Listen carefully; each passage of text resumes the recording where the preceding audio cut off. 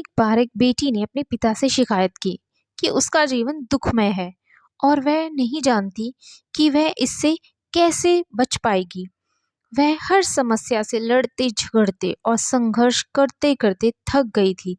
ऐसा लग रहा था मानो जैसे कि एक समस्या का समाधान नहीं होता था कि दूसरी समस्या आ खड़ी होती थी। उसका पिता एक पेशेवर रसोइया था। वह उसे रसोई घर में ले आया।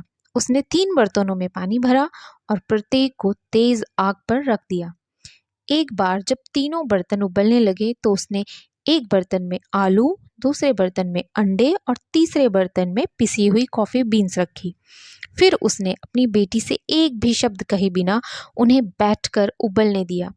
बेटी हैरान रही और बेसब्री से इंतजार करती रही और सोचती रही कि वे क्या कर रहे हैं। 20 मिनट के बाद उसने अपनी बेटी को बर्तन बंद करने के लिए कहा। उसने आलू को बर्तन से निकाला और एक कटोरे में रख दिया। उसने उबले अंडों को बाहर निकाला और एक कटोरे में रख दिया।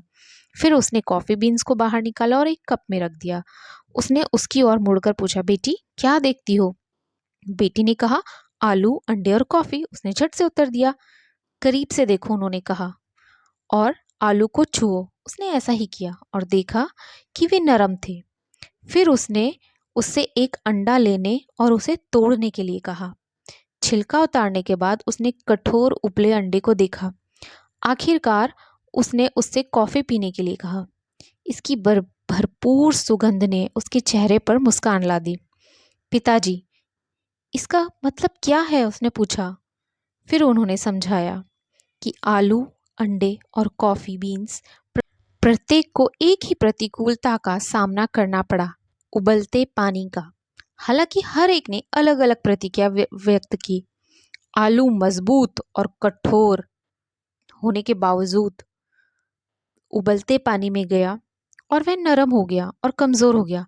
अंडा नाजुक था। जब तक इसे उबलते पानी में नहीं डाला गया तब तक इसका पतला बाहरी आवरण इसके तरल आंतरिक भाग की रक्षा करता रहा। फिर अंडे का अंदरूनी हिस्सा सख्त हो गया। हालांकि ग्राउंड कॉफी बीन्स अद्वितीय थे। उबलते पानी के संपर्क में आने के बाद उन्होंने पानी बदल दिया और कुछ नया बनाया। तब उन्होंने अपनी बेटी से कहा कि विपत्तियां तो सभी के जीवन में आती हैं। हम उसका किस प्रकार से सामना करते हैं या हम उन विपत्तियों से कैसे लाभ पाते हैं, ये हमारे ऊपर निर्भर करता है। जैसे कि अंत में कॉफ़ी, जो उस उबलते हुए पानी के संपर्क में आने से कुछ नया ही बना गई। तो दोस्तों, ये थी मेरी आज की कहानी। धन्यवाद।